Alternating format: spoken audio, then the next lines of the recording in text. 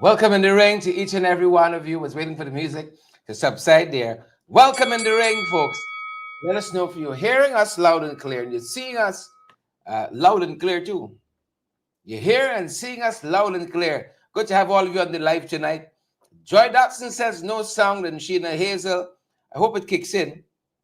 The music got to subside and then it kicks in. Give it a sec. Wilma Grant and Irvin Don Cook. Are you guys hearing us now? Loud and clear, they say. See, you got to hold a sec.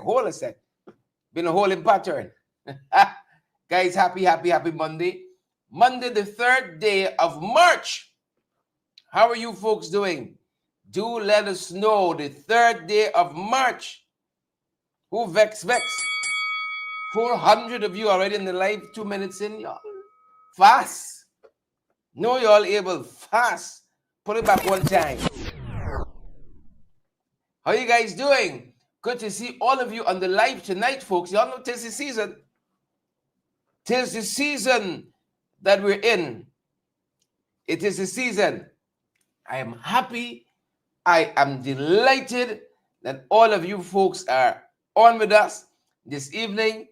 I'm on air and somebody's trying to call at the same time. Y'all know y'all able. But good to have all of you wonderful folks. We can circle to some international issues, and then we can settle in the 592. Good evening, folks.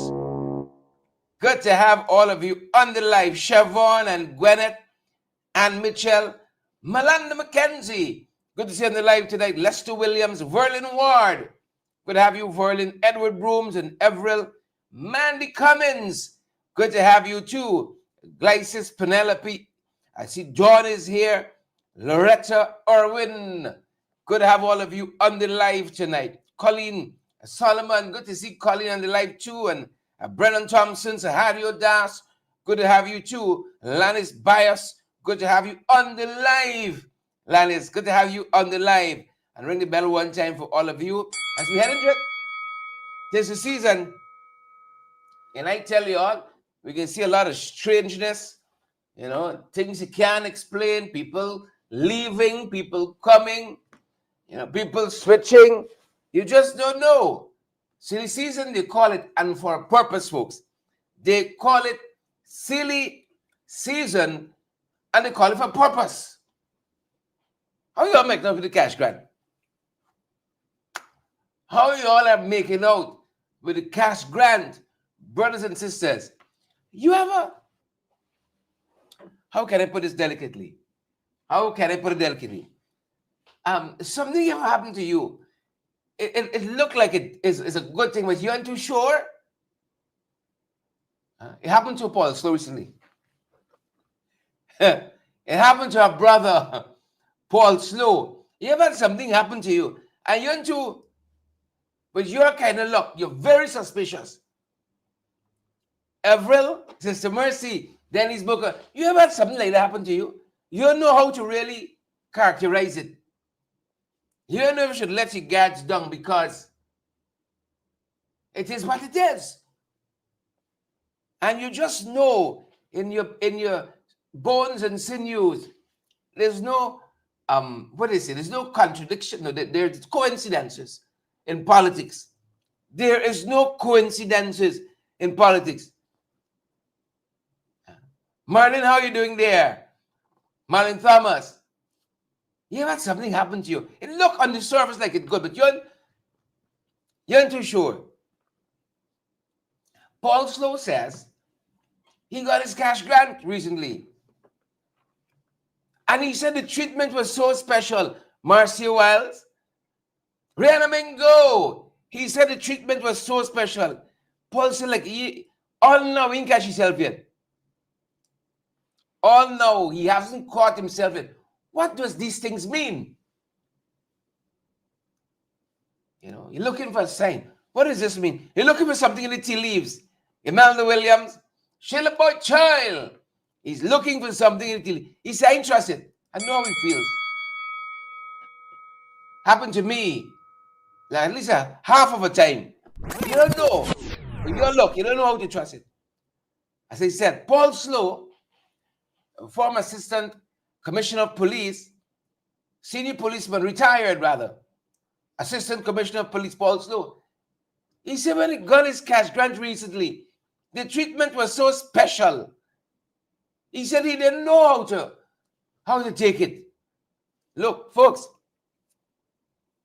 when you're in the political sphere, your antenna's always up. Every waking and sleeping moment. Here I shake in a glass here. I got here. You're always in high alert. Paul Slowe on his special cash grant treatment. The opener, folks. Take a look. Take a listen. Paul Slowe. Retired Assistant Police Commissioner Paul Slowe is now wondering why he was singled out for special treatment in the distribution of his cash grant. He said that there were numerous reports of confusion and favorism in the cash grant distribution process. He says that he now has the evidence. I have the evidence that in this giving out of the cash grant, the checks and favoritism. You know, this thing started with Professor Clive Thomas years ago mentioning that each Guyanese should be given a $1 million, $1 million cash grant. Professor Thomas from the WPA started it. At that time, people from the government jump up, say they're going to cause inflation and all kind of things. He recalled the origin of the cash grant. The first person to suggest the cash grant was Dr. Clive Thomas. Dr. Thomas had suggested a $1 million cash grant. The government said that would fuel inflation. But toward the end of last year, the government first offered $200,000 per household. This was quickly changed to $100,000 to each individual over 18. I registered late on the 20th of February. I registered along with my wife for the cash grant. I learned that they were registering at the Benab, the Humana Yana on I Street there by Pegasus. And I went there the morning of the 20th to register. Very smooth process. Slowe spoke about the website that provided information on the status of the check. He had come home for his court proceedings. He resides in the United States. Yesterday, Sunday, the second day of March 2025, early in the morning, I got a call from an unknown number. And I reluctantly answered the number. And the person asked if this is Mr. Paul Slowe. I said, well, yeah. They asked if I was in Guyana. And I was reluctant to reveal. I said, well, what do you want to know that for? Right? What do you want to know that for? And the man, the man told me that, look, he has my cash grant check to deliver to me. With all the checks in balance, the authorities insist that only the recipient can receive the check. The recipient must also be photographed before he could collect his check. Slowe said that the caller informed that he was to deliver the cash grant check. The man said this is for Paul Esmond Slowe. He called out the ID number and all them. He said, well, yes, that is me. And would you believe in about 50 minutes after, this man, who's a PPP man, turned up at my residence with my cash grant check. So I applied on the 20th. They prepared the check on the 28th and had it delivered to me on the 2nd of March. And here, this is not efficiency, this is not government efficiency. I want to know why I was singled out for special treatment. If they're treating Paul Slowe this way, imagine how their friends, family, and favorite are treated.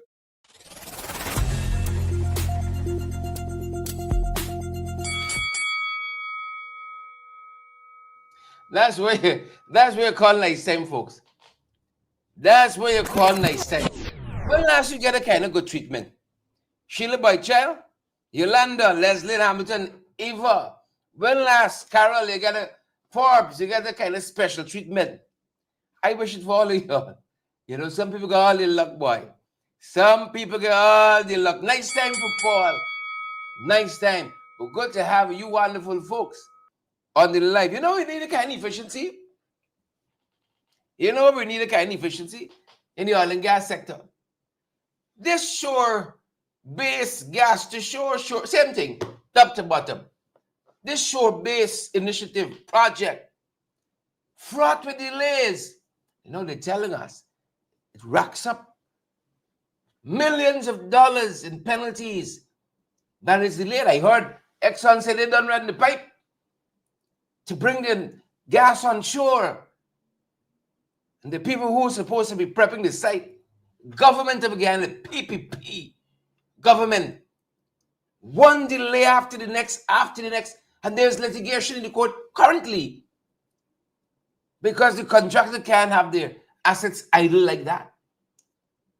Delay after delay. Should they only be as efficient as our brother Paul Slowe got a cash grant?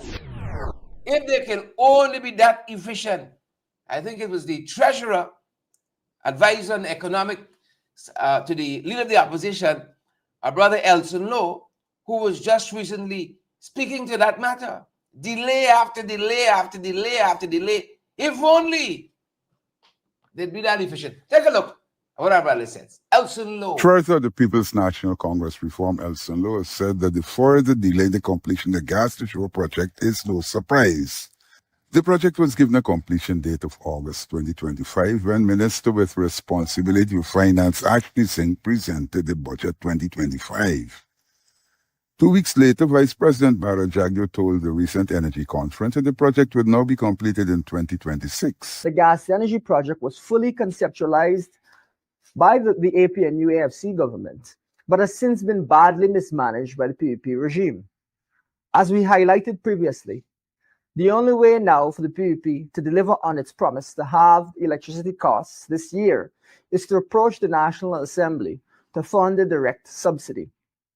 Guyanese should therefore expect further frantic plundering of the Natural Resource Fund and the rushed passage of a large supplementary budget of tens of billions of dollars. The delays have had a cost, but this isn't being disclosed, says Slowe. These costs must all be accounted for and made public. The project is already 2 to 3 times its initial costs and will significantly impact the PNC-RUPNU government's first budget in 2026. These costs include the ongoing legal costs of the arbitration being pursued by Linden. This company has won one arbitration award at a cost of some $50 million. Recently, the government has begun to speak about a second gas energy project at the same Wales location that has proven to be so problematic. While this is intended to be privately funded, the same concerns remain. Proven experience in the construction and operation of such power plants must be a requirement. The entire process must be transparent and must duly respect the people's right to know. As the next government, we will have to closely assess and manage these projects.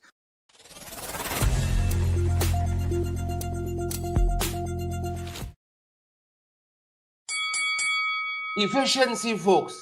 That is what is needed. The Paul Slowe kind of special treatment. Efficiency. Welcome back. DJ Hope Tongue. See you there. Marcy Agard. She's well. Jilly G. Savage Dish. Sister Mercy. All of you folks, thanks for joining us this evening on the live. We're on the live. I think we could close there, huh? Oh, we have a couple other things to share. we got a couple other things to share with you folks. We hope that you guys are good and well, wherever you're joining us from, at home or abroad, wherever you're coming in from tonight. Folks, we hope that you are good and well. We're going to see Natasha and Ingrid, and I see we got Siobhan and Astil and Charles and Daphne Joseph Lee on the live tonight. Good folks, share the live for us so that others can get the vital and credible information. I think that link that you can contribute via, it is there and it's pinned to the pages, one place or the next. Please do that for us so that we can keep going. And then I see you got still talking about Doge, Guyana, Limited, and so on, and Lennox and all the other folks with us, Pollyanna and Deborah, Lester, Charles Pilu. Good to have all of you on the live, as I said this evening. And let us get into some other things. Folks, let's start with the Doge people, and then we coming closer. Trump, the tariffs on Mexico and Canada are going to be imposed from tomorrow, the 4th of February. You all remember that? Right. Does anybody birthday? The 4th? Yeah. The tariffs are going to be implemented from tomorrow. I think it's a 25% tariff on all imports from Canada and Mexico. And Trump is trying to force Canada and Mexico to be firmer in their in how they approach migration and migrants and so on. People coming from their country into the U.S., drugs and a whole host of other things, and almost forcing them And while that was happening, we saw the stock markets doing a dance, and it's not this was a go down for one time, go down for two times, go down and you go down and you go down. The stock markets were plummeting. Folks, tomorrow's the day. Let's see how it pans out. Let's see how it pans. We can pull Trump in line when them people start losing money, like Musk and them. Then you can see the whole thing going in a different direction, top to bottom, in a whole different direction. So we're watching that, folks. We are watching that. And you were here last week when what happened in the White House, in the Oval Office. My God, I'm just talking about it and my skin crawling. You know how we say it colloquially, Beth, Khalid and Rastaman, your skin crawling. And you see what happened in the White House. Like, for me, it looks like the European Union, the European leaders rather, like the turnout with the extra charm for when Zelensky was visiting over the weekend. He was in Great Britain for a European Union's conference, and then he met with the Prince of Wales, well, the King now, King Charles at Sandringham Castle, Sandringham Palace there. And it was like they were making an effort, a special effort to, elbow Trump a little bit and see, we Europeans got the quorum and so on. We like y'all rascals, in the north, the rascality seem to be making a very special effort. So we're watching this. We're watching from how the stocks are doing on the stock markets, folks, and how a lot of folks said production and so on may got to shift elsewhere because costs are going up. And this affects us, believe it or not. This affects us. Some of the costs of the items coming South America, coming Latin America, coming to the Caribbean, costs are going to inch up. And so we're going to feel it. Folks, a pebble hit the waters in the north. In Europe, we feel the ripple effects down this side. So we're watching that to see what's happening on that front, folks. And then on the Zelensky front, we think there might be a reset. Things are seeming to edge in that direction to what we saw in the Oval Office last week. We look like a though we're going to head for a reset. And then we saw Putin jumping in today, stating that, this is peace we're looking for, right, in the Ukraine-Russia region. And Trump saying that, Zelensky must be forced into a peace deal. I don't, hold on. Somehow I don't feel it might work, to its best like that. Somehow I got this feeling and I just can't turn it loose. That this thing mightn't, you're going after peace and you must force the person into peace. Is that going to be a lasting peace? I shudder to think so. But what do we know? What do we know? Trump, Putin thought this was going to be a swift takeover and annexation of Ukraine. It didn't pan out so well. It just did not. So we're watching things in the north, things in Europe there, seeing how they're panning out, folks, and following a couple other things too. Following a couple. Bantu King, we see you there. Wendy Stevens, we see you as well. We're following a couple other things on the home front. You all know once we come in for Linden, what it is. And it's so much happening. So much carnage on our roads and our waterways. Region 9 motorcyclist lost his life. And it was like for the last week, every day, without fail, we've been seeing this. Folks, at home or abroad, slow down and let us arrive alive. Please, slow down. Let us arrive alive. All of us. Devon Williams, 24-year-old, from Aishalton, this is deep south, in Rupununi, like today, crashed along the Marudi Trail. This is what has been reported. He was riding with his girlfriend, and before dropping her off at her camp and then heading to pick up his stepson, he allegedly fell and sustained injuries. He was later transported to the Aishalton District Hospital. He was treated and referred to the Lethem Hospital. And despite further medical attention, they're telling us that he succumbed to his injuries while receiving treatment. Thoughts and prayers with his family. Slow down, folks, and let us arrive alive. So just some of the things we're following. And while you have that happening, you got fires left, right, and center. Fires left, carnage on our roads, waterways, fires of the PPP, violence against women and girls. A young lady from Diamond was in church today. While that was happening, folks, fires. Last evening at Meadowbrook, a large building, a large dwelling place, 3 families in the house, went up in flames, 17 persons homeless. 3 families occupied this dwelling. But I love part of the story that is coming out of this sad saga of these people losing their home and losing their belongings, is that they said a mattress caught on fire, and that the young man who was occupying that portion of the building, he was going to throw it outside. Right? He was in the process of moving it, and another part of the building had caught on fire from the mattress, and he realized when he was moving it that his mother-in-law was left behind. And he threw the mattress aside and took her to safety. I know some of y'all gonna say, I got a big decision to make here now. I can see some of you say, I got a big decision to make here now. Is mommy or the mattress? Well, mommy, don't live your life. Threw that aside, took the lady to safety. By this time, the kids were all assembled out of the building, and the whole thing went up in flames, millions in damages, of course.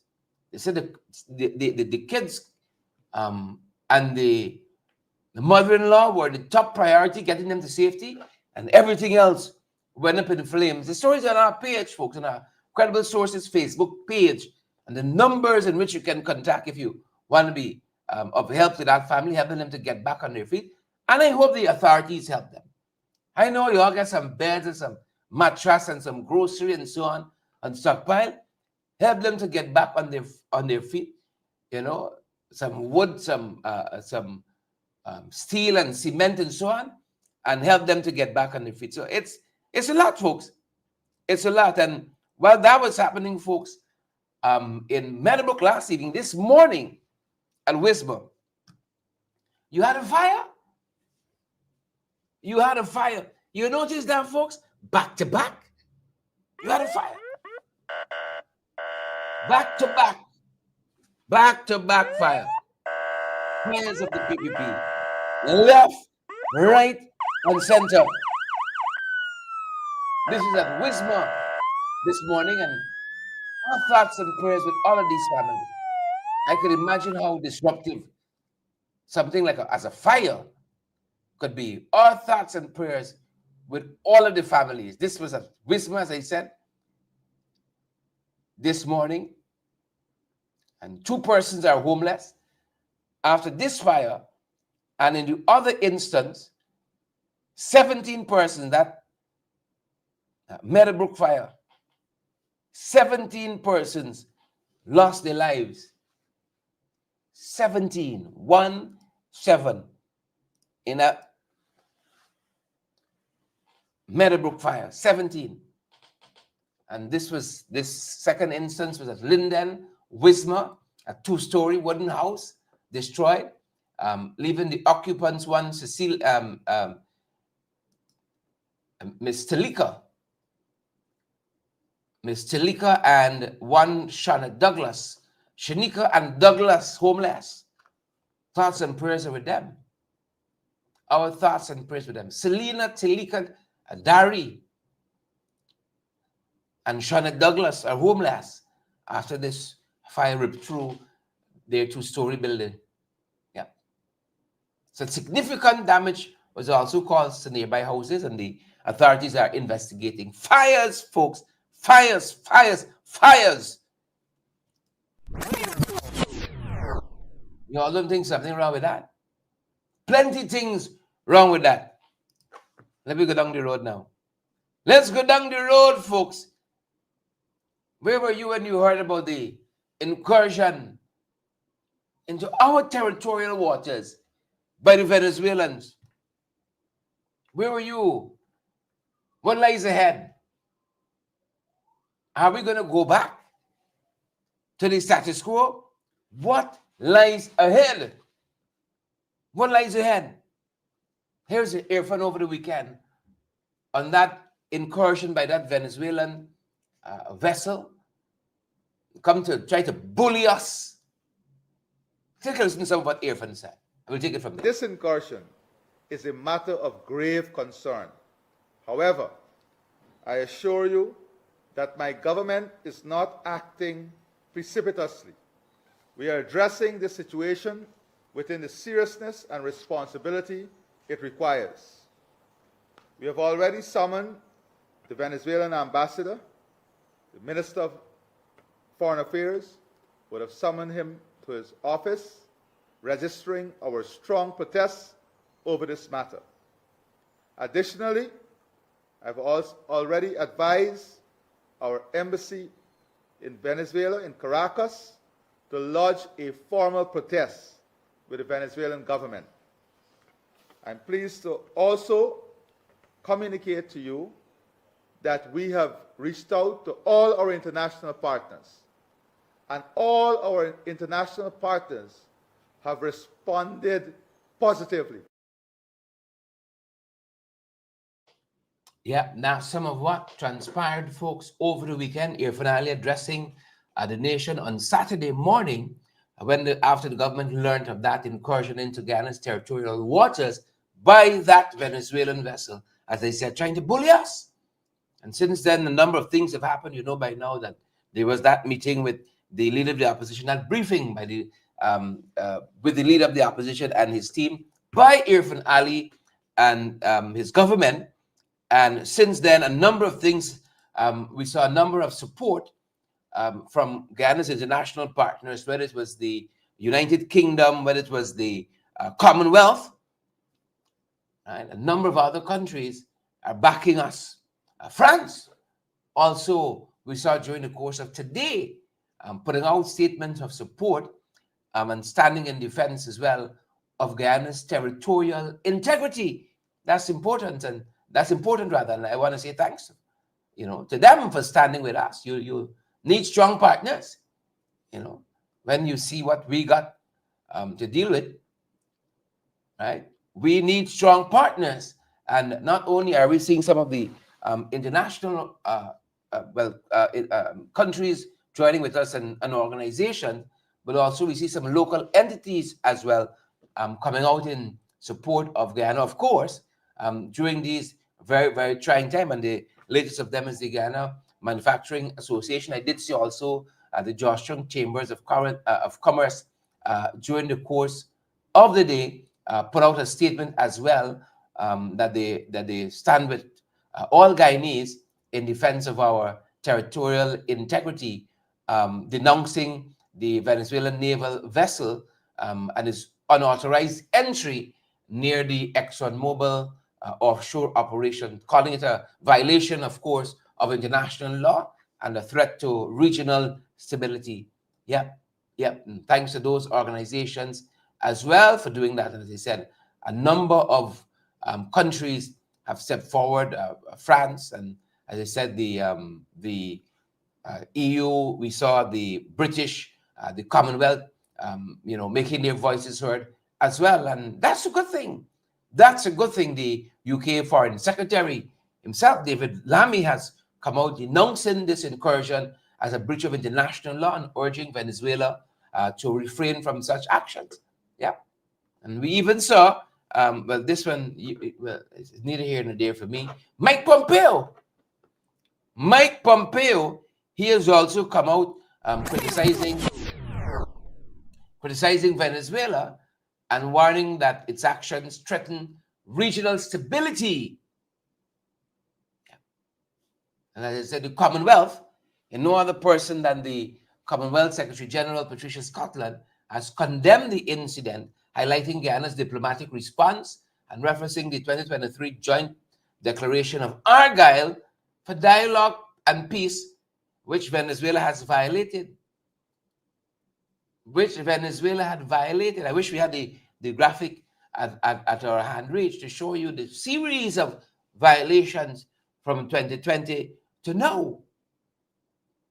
So thankful for our partners internationally and local organizations that are standing in solidarity with Guyana in this trying time. But don't let us return to the status quo. Please and thank you. Do not let us return to the status quo. And I saw over the weekend, Dr. Gary Best, retired Rear Admiral and Guyana Defense Force Chief of Staff, Dr. Gary Best, who understands these territorial issues, wading into some of this and making a lot of sense, stating that while diplomacy, for instance, is important, we got to go beyond diplomacy and recapitalizing our Guyana Defense Force. He said a couple of years ago, this wasn't the case. We got to give our guys the kind of backings that they need to hold off the enemy, because they can come in swiftly, while you wait for international help. And once people come and settle, it's difficult sometimes to get them out. And Ankoko is too much proof. Too much proof. So again, Dr. Gary Best over the weekend making a lot of sense. A lot of sense on this front. And one of the important things Dr. Best says is that international partners is all good and well, but sometimes you've got to get some skin in the game too. How much might we be willing to pay for peace? And you see that same Argyle declaration and meeting that the Secretary General of the Commonwealth referred to, he said, we thought that was the price. But the tensions continue. Dr. Gary Best over the weekend, making a lot of sense. Make some notes if you can. Take a look. To take the Ukraine situation, that's Russia, United States, Europe, and Ukraine. That's a proxy war that's being fought between the Russians and the United States. In Ukraine, if you look at apply the same calculus to Guyana, you see some similarities. Guyana, Venezuela, Russia, Iran, and on the other side you have the Western powers. So the Guyana Defense Force, and within the construct of the defense of Guyana, the model has always been diplomacy force, but with an ability of the defense force to defend Guyana. And that defense of Guyana is limited to the resources it has available at the time. But even as I say that, defending Guyana is time-bound. And for how long will you be able to hold the enemy until international relations, international effort, international condemnation, and stretching it far, troops come in to assist you. And that is where we are at the moment. I believe it's important for us to recognize that it is incumbent that the defense force at this point in time is re-equipped and better equipped to hold Venezuela for a determined piece of time, maybe 72 hours, until international pressure comes in. So diplomacy, yes, will still be an active weapon by Guyana, but we cannot forget the importance of building up those resources of the Guyana Defense Force to defend Guyana.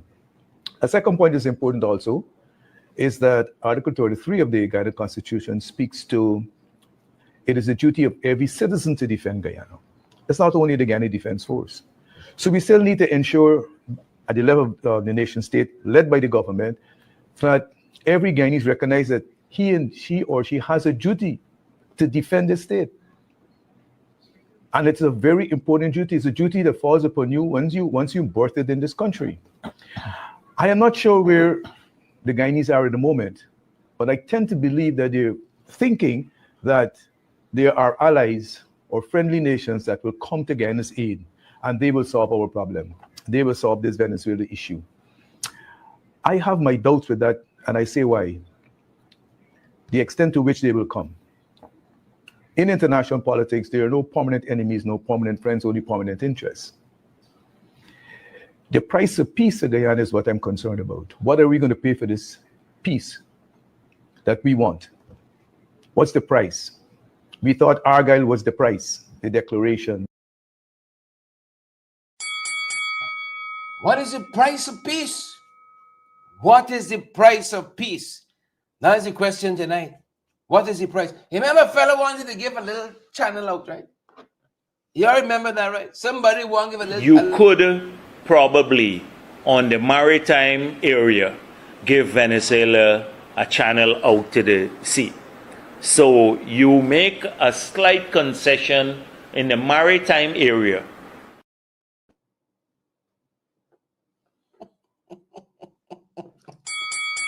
My Lord. You don't want to give a channel out. You don't want biometrics. You see, twist mouth. You see, twist mouth. They had also said 2023, November 2023, oh, we can have a robust national awareness campaign that you know, Essequibo and Venezuela belong to us. And I ain't talking out the turn here. Belong to us. You remember that? This government got to pick up the pace, you know. Take a listen to what Ali had said. November 2023. I'll be engaging members of the media very soon on a strategy of educating our population, on a strategy of public awareness. On Monday, I want us to do this. Because now, as a result of the intensity of the awareness strategy and the education strategy, that also can be easily misinterpreted or misread. So we have a lot of plans in the upcoming weeks that will bring awareness to our population about the controversy, educating the people. So that's a very important question, and that is where the communication strategy comes in, the public awareness strategy and the education strategy. And I alluded earlier to the fact that this is the part of the strategy that we need to strengthen and pay a lot of attention to and a lot of focus on. So that engagement, I will be having a wider stakeholder engagement that would seek to develop a broader strategy in addressing this very issue, Julia. And it is an issue that we have to address because information must be timely, it must be relevant, it must be accessible, and it must be continuous.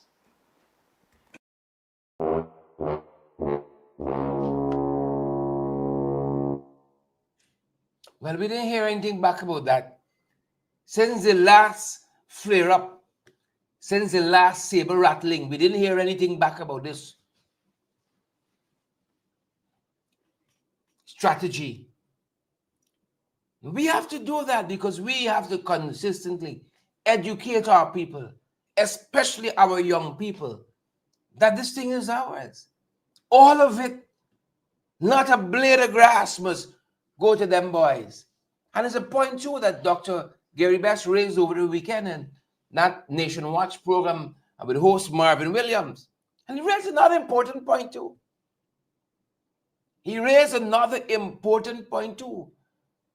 I saw the Minister of Labor today on the other side of this issue that was raised by Dr. Gary Best today, talking about migrant labor helping to fill labor gaps. Right? And particularly He said, we welcome all the Venezuelans who are with us. So I welcome all of them. We got things, we got to fill the gaps and so on. We got gaps to fill. Now, these people are clueless. Things like soft invasion and so on, they're deaf to it. And it's a point that was raised by retired Rear Admiral Gary Bass, a former chief of staff, the Guyana Defense Force. This whole issue of having a proper, for want of a better phrase, immigration, migration policy. Because he contends, while yes, you might have some very genuine cases, and we gotta be our brother's keeper, you will have some elements in that too. It shouldn't be lost on us. Last week you had the shooting up of the soldiers. This weekend is the gunboat. Right? So we love people who come and work here, you know, and get their own piece of the Guyanese dream. We went and worked elsewhere too. You know, sometimes you got to go to come or come to go. But the elements in that, the syndicatos in that. So that is another issue that was raised by Dr. Gary Bass. He said he has no reservation that you got some elements who are working with these migrants to destabilize our country. What? Actively working. Take a listen to what Dr. Gary Best said. Retired Chief of Staff of the Guyana Defense Force, Dr. Gary Best, has expressed his sympathy to those soldiers wounded recently in the defense of Guyana. He said that these soldiers were attacked by armed Venezuelans. But they were defending Guyana, notwithstanding the resources that they have available to them. It is important to set the context, as you mentioned, that Guyana has been occupied by Venezuela, part of Guyana, since 1966. Venezuela has continuously been in violation of international law, has continued violated Guyana's territorial integrity, attacked Guyana's sovereignty since 1966. He said that the question of whether diplomacy is enough is tricky. We recognize that diplomacy has taken on a different form and a different shape. And it has to be linked back to the person, not to the country that you're dealing with. For example, if you take the Ukrainian situation, that's Russia, United States, Europe, and Ukraine. That's a proxy war that's being fought between the Russians and the United States. In Ukraine, if you look at apply the same calculus to Guyana, you see some similarities. He said that given the resources of the Guyana Defense Force, one must wonder how long can diplomacy hold. I believe it's important for us to recognize that it is incumbent that the Defense Force at this point in time is re-equipped and better equipped to hold Venezuela for a determined piece of time, maybe 72 hours, until international pressure comes in. So diplomacy, yes, will still be an active weapon by Guyana, but we cannot forget the importance of building up those resources of the Guyana Defense Force. The Constitution imposes on each Guyanese the duty to defend Guyana. I am not sure where the Guyanese are at the moment, but I tend to believe that they're thinking that there are allies or friendly nations that will come to Guyana's aid, and they will solve our problem. They will solve this Venezuela issue. I have my doubts with that, and I say why. The extent to which they will come. In international politics, there are no permanent enemies, no permanent friends, only permanent interests. Guyana will therefore be expected to pay a price for the peace in the conflict with Venezuela, according to Dr. Best. He said that at one time, there were Guyanese who felt that the Argyle Declaration was the price. Which country will send troops to Guyana? For example, I'm answering the question of diplomacy. Which country will send troops to Guyana if Guyana is not committed and committing its own resources to this effort? He said that in the 1980s or 1990s, Guyana spent a considerable amount of its budget on defense. He said that this helped keep Venezuela at bay. We have a large budget, much more resources, much more income, and we have less spending percentage-wise on the defense of Guyana. If we were to cut infrastructure budget by 60% or 40%, it would not affect the other sectors. You have more money available to put towards defense. Dr. Best said the diplomacy needs to be buttressed by defense spending. This must include living frontiers and living borders. Guyana also needs to ensure that some of the Venezuelans living in Guyana are not forward elements. We have a country that is actively engaging to take 2/3 of Guyana. And for us to believe that the Venezuelans in Guyana are all refugees, I think that's foolhardy.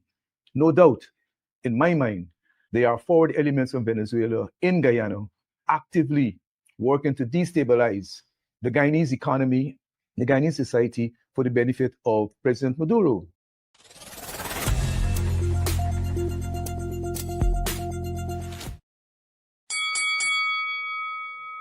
That was shocking to me. That was shocking to me. Folks, you know, every day I wonder, how much don't I know? You know, how much they aren't telling us? The black box. Chopper went down. 5 of our military personnel lost their lives more than a year ago. We can't know what was in that black box, the circumstances under which that helicopter went down. It's more than a year, and we aren't any closer as a nation. Last week, 6 of our soldiers were shot up, thankfully escaped with their lives. And the circumstances are still very, very murky.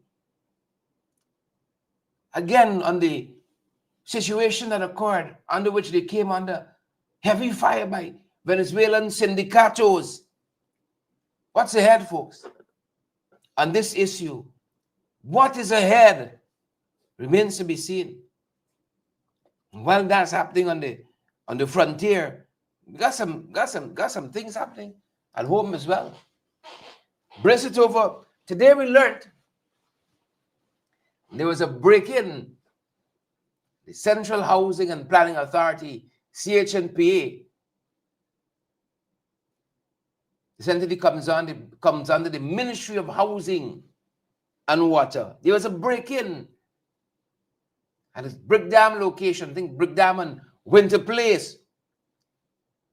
What are you breaking a housing ministry for? How about a ministry got reasonable security?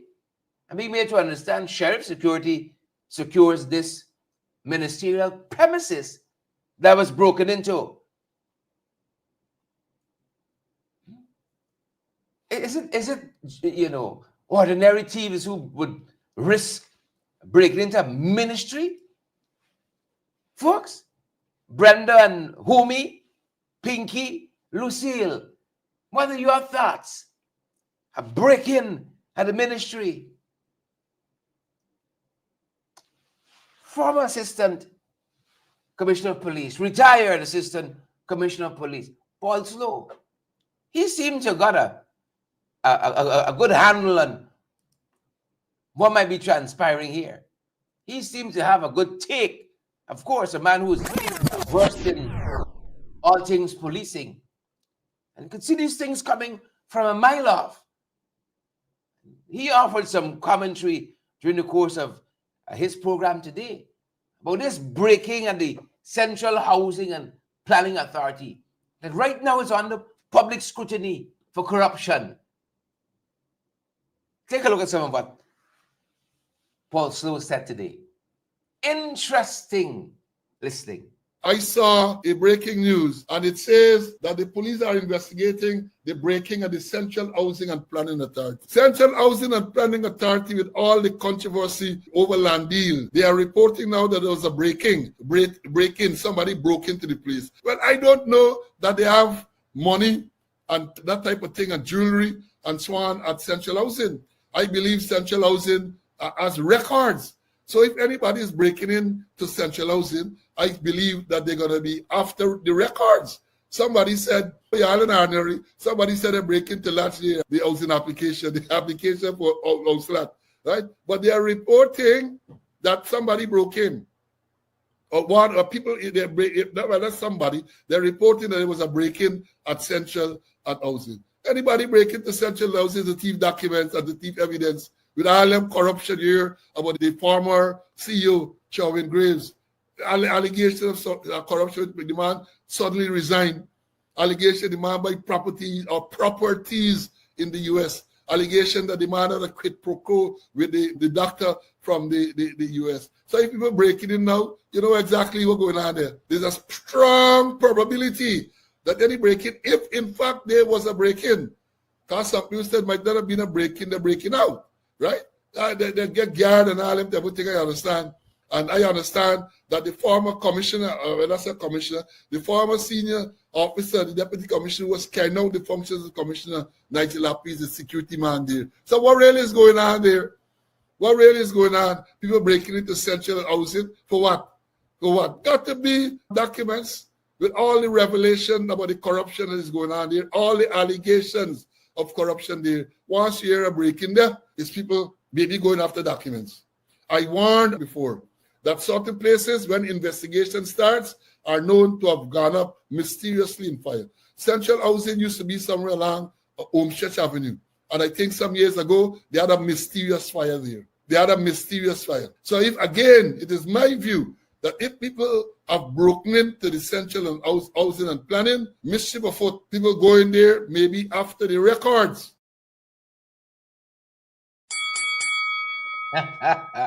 Paul Slowe know the whole thing. Paul Slowe know the whole thing, top to bottom. The whole thing. Breaking into the Ministry of Housing. Say it isn't so, folks. Say it isn't so. Say it isn't so. And for the closer, I was listening to Darren Adams on a program over the weekend. And some of what Darren said hurt me. As a Guyanese, as someone who was born in Linden, I tell you, brothers and sisters, the thing hurt me. It hurt me. We talk often about one Guyana, yet the parliamentary opposition, leader of the opposition, was not invited to the national flag raising ceremony a couple of days ago.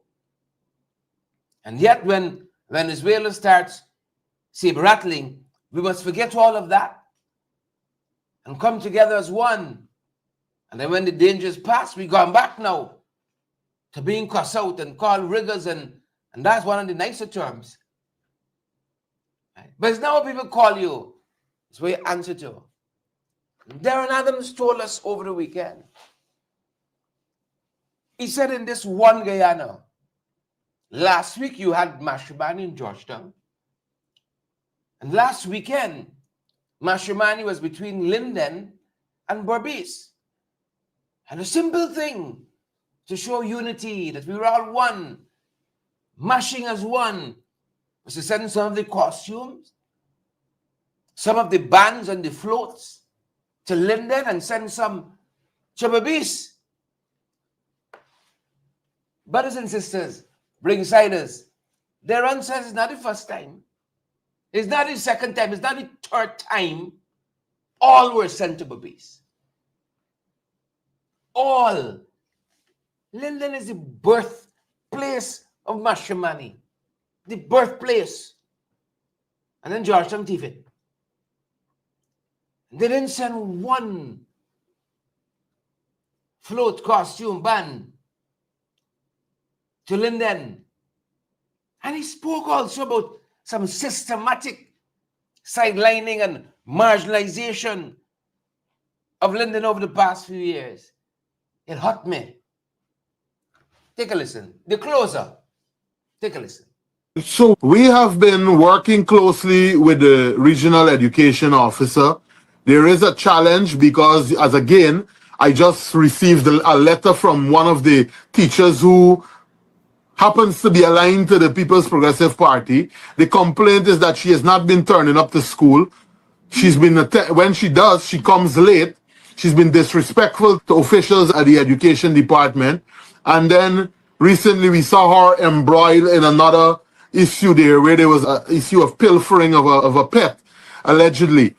And so when you look at the figures and you do a comparative analysis of what was occasioned during our tenure, you see clearly that we had matters relating to the education sector and the welfare of our students.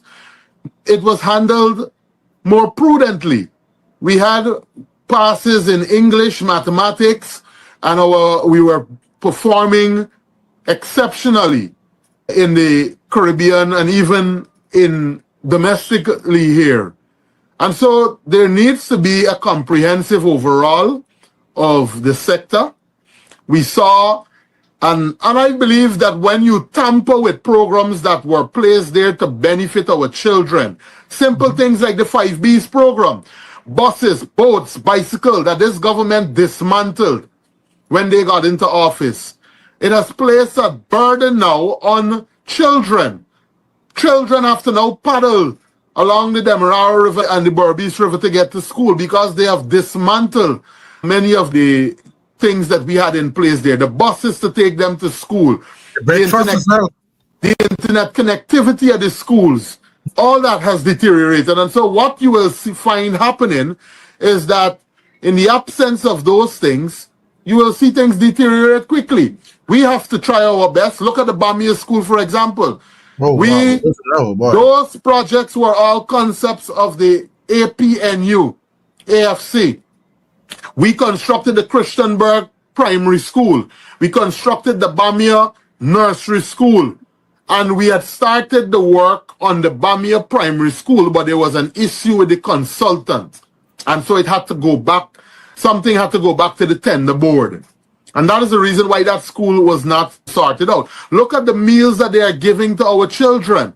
And again, it's alleged that they are political persons who are preparing the meals for our children. When you look at what they're giving to them, it is not a nutritional or a balanced diet that they're receiving. And so these things need to be addressed. We as policymakers have been calling it out. And we hope that if not addressed within the earliest possible time, our people will just have to wait until the coalition gets back into office so that we can put the education sector back on the right track and where it rightfully belongs. Some of what Darren said over the weekend, and of course, for the last 5 years, every year, all of the floats, all of the costumes, go up to Babis. Can't be one Guyana, folks. I refuse to accept that as one Guyana. That's going to do it for us at this time, folks. That's our time. That's our program. We're going to see you guys on the next one. Marcy, Agard, Wenda, Savage, Gail, and Daphne, Sandra, Asha Joan. Good to have all of you on the live tonight. Jamal and Sheila Boy Child. Yeah. It's a lot happening. It's a lot. And I'm thankful we have such a strong, competent regional chairman in Darren Adams, always out there, folks, making the arguments. Wilma and Wenda and I see Bantu and Darlene, all the other folks. I pass. Yeah, it's one Guyana, J-U-N. One Guyana.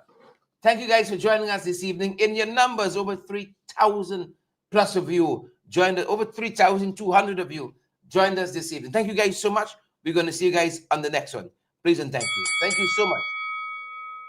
That's our time, folks. And that's our program. Stay safe.